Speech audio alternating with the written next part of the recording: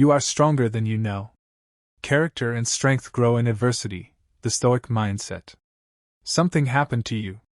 Maybe it was recent. Maybe it was years ago. Maybe it is happening right now as you watch this video. Something broke what you thought was stable. Something arrived that you were not prepared for. Something took from you what you believed you could not lose. And in the aftermath of that thing, in the wreckage of it, you looked at yourself and thought, I don't know if I can do this. I want to speak directly to that moment. To that feeling. Because what you believed in that moment, that you were not strong enough, not capable enough, not built for what life was asking of you, was wrong. Not wrong because your pain wasn't real. It was real. Not wrong because the difficulty wasn't genuine. It was wrong because you have been measuring your strength against the wrong standard.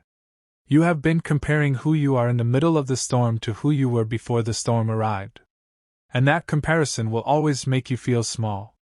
The Stoics measured strength differently. They did not ask, can you avoid the storm? They asked, who will you be when the storm is at its worst? Because they knew something that took them centuries of hard living to understand, something that I am going to spend this entire video unpacking for you. You are not built in the good times. You are revealed in the hard ones. And what gets revealed, when you look honestly, is almost always stronger than you knew. Stay with me. This one is going to change how you see yourself. And if this channel is where you come to be built up, challenged, and equipped, subscribe right now. This is what we do here. Every single video. Let's begin. Part 1. The lie we tell ourselves about strength. We have a deeply flawed image of what a strong person looks like. We picture someone who never wavers, never doubts, never cries, never collapses against the wall at midnight wondering how they are going to keep going. Someone who moves through life like a stone through water, untouched, unbothered, immovable. That image is a lie. And it is a lie that has caused enormous damage.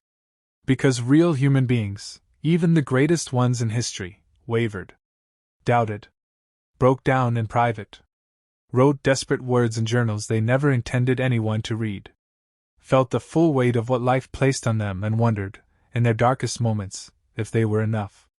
Marcus Aurelius, Emperor of Rome, one of the most celebrated leaders in the history of civilization, wrote in his private journals with an honesty that is almost shocking when you read it. He wrote about his temptation to stay in bed, about his frustration with people who refused to listen to reason, about his fear of dying before his work was done, about the grief of losing people he loved, about the exhaustion of carrying a responsibility that never ended. This was not a man performing strength for an audience. This was a man in genuine struggle, using philosophy as a daily tool to keep himself upright. And that is the first thing I need you to understand. Strength is not the absence of struggle. Strength is what you do inside the struggle. The strong person and the weak person face the same storms. The difference is not that one of them doesn't feel afraid. The difference is what they do with the fear. Where they direct it. What they build with it. Marcus Aurelius did not become one of history's most admired leaders because his life was easy. He became admired because his life was extraordinarily hard, and he met it with extraordinary intention. That capacity is not exclusive to emperors. It is available to every human being who is willing to develop it. Including you. Part 2. What adversity actually is. We treat adversity as an interruption. As a deviation from the life we were supposed to have. A detour. A malfunction. Something that should not have happened and that we need to survive and escape as quickly as possible so we can get back to real life. The Stoics had a completely different understanding. For the Stoics, adversity was not an interruption of life. It was life. It was the primary mechanism through which human character was tested, refined, and ultimately built. Seneca, who was exiled from Rome, who lost his fortune, who was eventually ordered by his own student to take his own life, wrote from the position of someone who had experienced adversity at the deepest possible level. And what he wrote was not bitterness. It was clarity. He wrote about how a good person, facing hardship, is like gold being tested in fire. The fire does not destroy the gold. It purifies it. It removes everything that was not gold to begin with, and leaves what is genuine and enduring. He wrote about how the great generals of history did not become great in peacetime. They became great in war. How the great athletes did not become great during rest. They became great through training, which is simply voluntary adversity, chosen and directed. And he made an argument that stopped me the first time I read it. What would a great person be without difficulty? If Marcus Aurelius had lived a peaceful life with no wars, no plagues, no political betrayals, no personal losses, would we know his name? Would the wisdom in his journals exist? Would the character that produced that wisdom have ever been formed? The answer is no. Not because suffering is inherently good. It is not. Unnecessary suffering is not noble, it is just painful. But the suffering that comes from engaging honestly with a demanding life, that suffering is the curriculum. It is the teacher. It is, in the deepest sense, the gift. The Stoics understood that you cannot order a life without adversity and a life of character at the same time. They come together. They are, at their root, the same thing. What stands in your way is building you. Right now. As you face it. The only question is whether you are present enough to receive what it is teaching. Part 3. The Stoic Understanding of Character. The word character comes from the Greek charakter, meaning an engraved mark. A stamp pressed into something. A permanent impression. The Stoics understood character not as something you are born with but as something that is pressed into you through experience, choice, and practice. It is not inherited. It is not given. It is made. And here is what makes this understanding so important. If character is made, if it is the product of choices and responses in daily practice, then no person is fixed. No person is condemned to be who they currently are. No matter where you begin, no matter what you have done, no matter how many times you have fallen short of who you intended to be, the making of character is always available to you. Every single day. Epictetus was born into slavery. He had no rights. No freedom. No material security. By every external measure, his life was one of the most constrained possible. And yet he became one of the most free human beings who ever lived. Because he understood that the one thing no master could take from him was his capacity to choose his own response. His judgment. His will. His character. He wrote, "Seek not that the things which happen should happen as you wish, but wish the things which happen to be as they are, and you will have a tranquil flow of life." This is not surrender. This is the radical choice to engage with reality as it is rather than as you wish it were. And from that engagement, from that contact with what is actually real, character is built. There are people alive right now who have suffered tremendously and emerged with a depth of character, compassion, and wisdom that no comfortable life could have produced. You have met some of them. You can feel the difference when you talk to them. There is a weight to them. A settledness. A knowing that goes deeper than information. That is what adversity, met rightly, produces. That is what is available to you in whatever you are currently facing. Part 4. The Strength You Don't Know You Have. Here is something that happens consistently in human experience, and the science now confirms what the Stoics understood intuitively thousands of years ago. People consistently underestimate how strong they are until they are required to find out. Psychologists call this effective forecasting error, the consistent human tendency to predict that we will feel worse, for longer, than we actually do in response to negative events. In study after study, people who face serious illness, job loss, relationship breakdown, and even physical disability reported, after living through it, that they were coping better than they ever imagined they would. Not because the events weren't hard. Because human beings are built with more resilience than they can access in anticipation. The strength is there. It has always been there. It simply cannot be seen until it is needed. The Stoics knew this. Which is why they did not try to help people avoid hardship. They tried to help people meet it correctly, with the right mindset, the right framework, the right daily practice, so that when the moment arrived, the strength that was always there could be accessed. Think about your own life. Think about the hardest thing you have ever been through. The thing that, when it was happening, you genuinely did not know if you would survive. You are here. You made it through. How? You found something. Some reserve. Some capacity that you did not know you had before you needed it. Some part of yourself that rose to meet what was being asked. That is not luck. That is not a coincidence. That is the fundamental human capacity for resilience that is built into you at a level deeper than thought or feeling. The Stoic practice is not creating that capacity. It is cultivating it. Developing it. Making it more accessible, more reliable, more available, so that the next hard thing does not find you scrambling to locate what you need.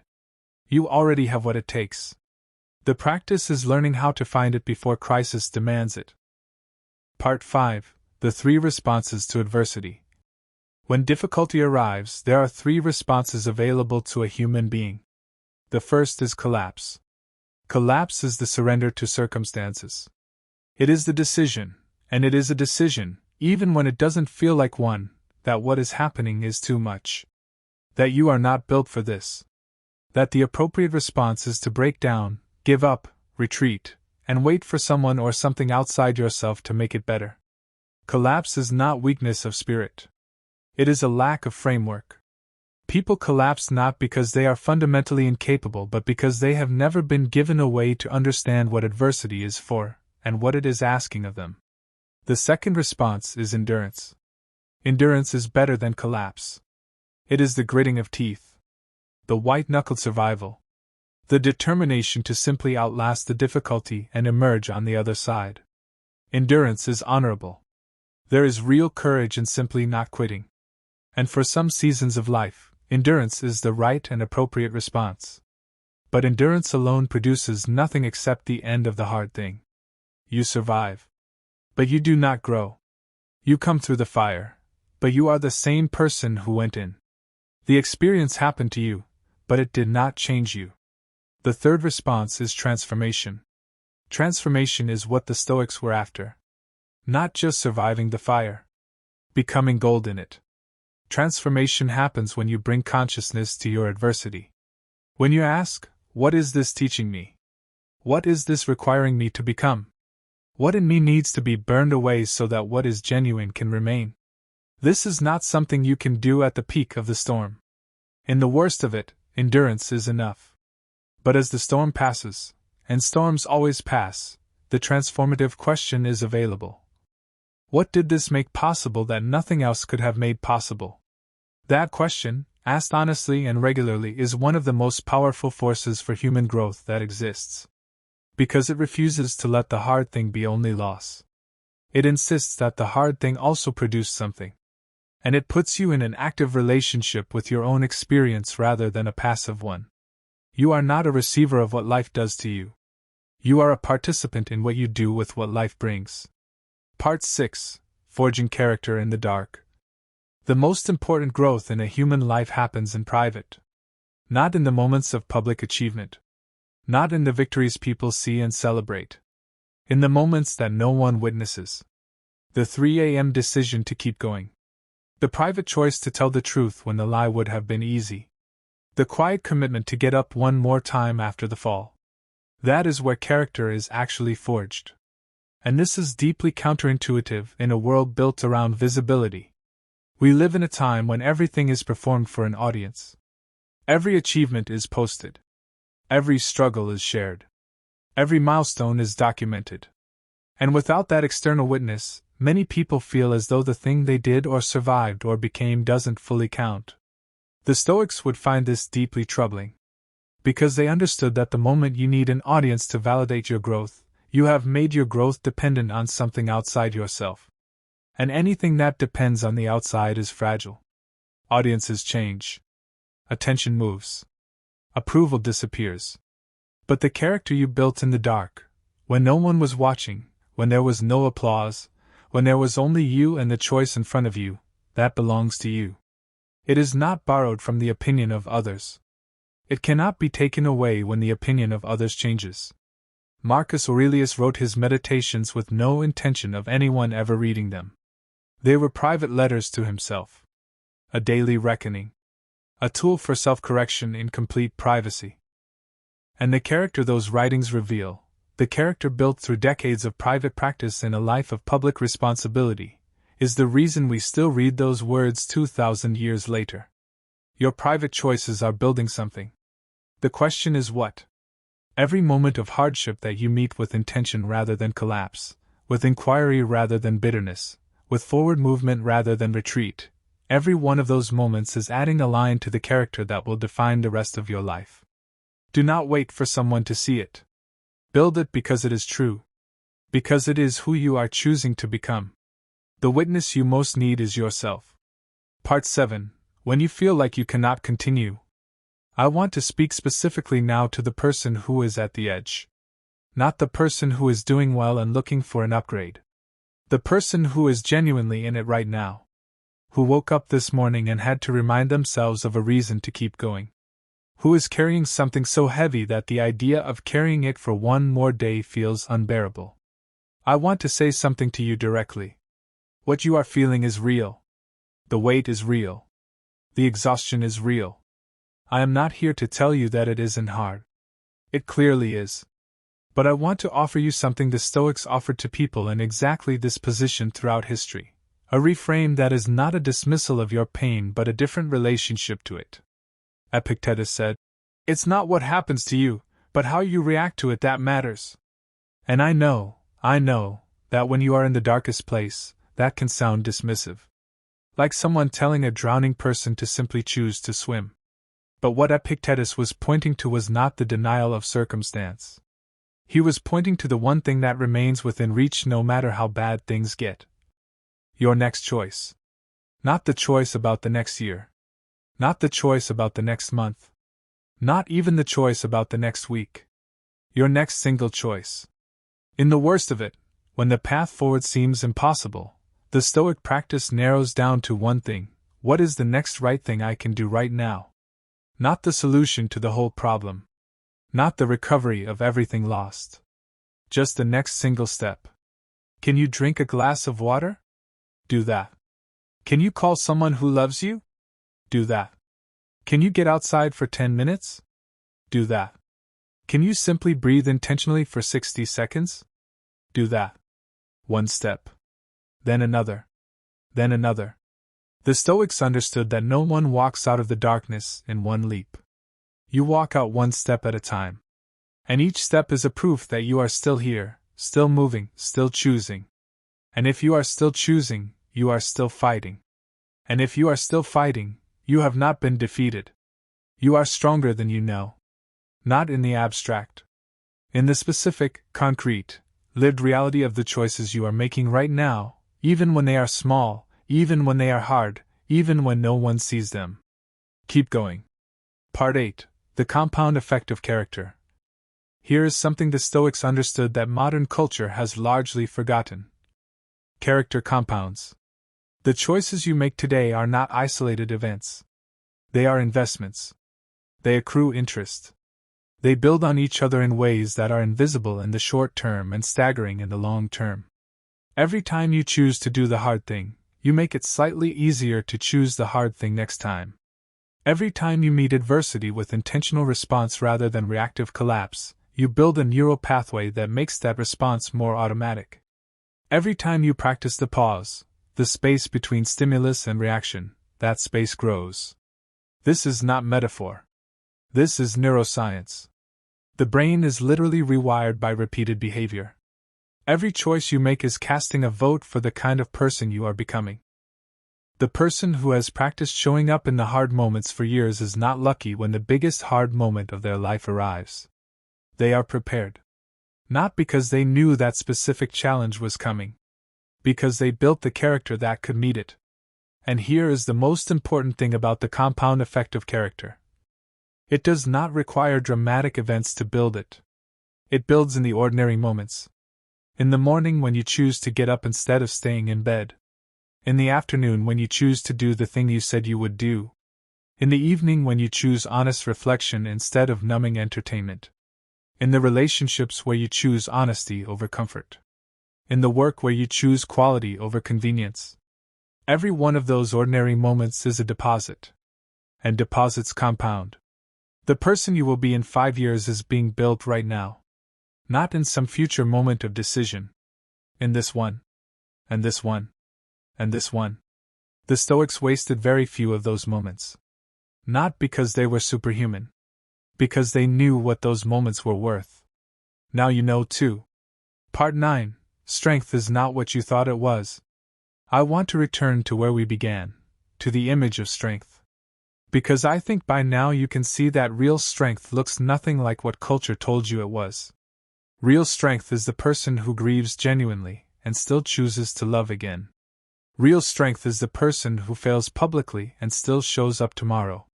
Real strength is the person who is afraid and acts anyway, not because the fear is gone but because they have found something more important than the fear. Real strength is the person who holds their tongue when cruelty would be easy. Who tells the truth when silence would be safer. Who keeps their commitment when breaking it would go unnoticed. Real strength is quiet. It is private. It is daily.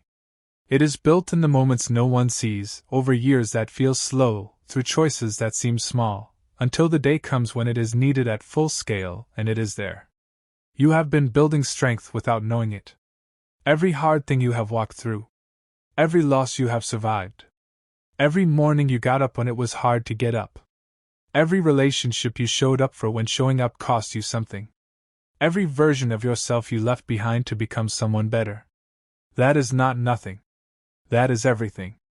The Stoics would look at your life, at all of it, the hard parts especially, and they would not see someone who has been diminished by difficulty. They would see someone who has been shaped by it. Someone in the process of becoming exactly the kind of person that difficulty, met rightly, always produces. Stronger than you were.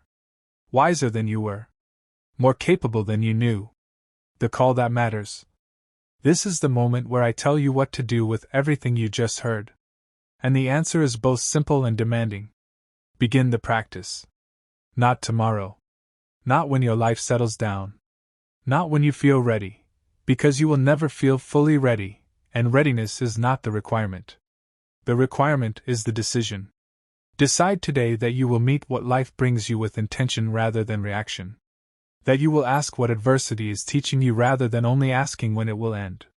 That you will build character in the private moments. That you will choose the harder right thing over the easier wrong one.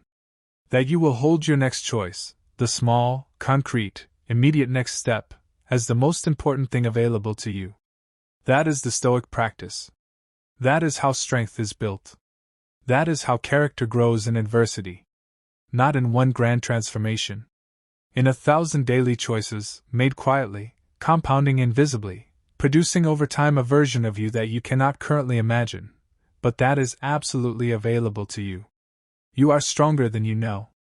Not as a piece of encouragement. As a fact. Proven by every hard thing you have already survived. Confirmed by every choice you are still making. Anchored in a philosophy that has outlasted every empire, every crisis, every collapse of the world as people knew it, because it is built on what never changes. The human capacity to choose who we become. Now, one more thing. Subscribe to this channel. If this video reached something in you, if it clarified something, challenged something, gave language to something you already knew but couldn't say, then this channel is for you.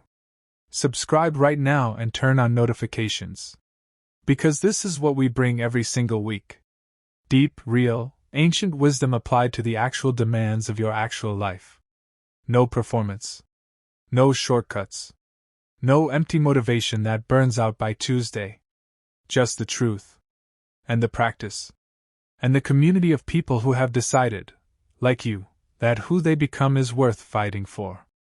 We are building something here. And you are part of it. Subscribe. Stay. Grow. I will see you in the next video.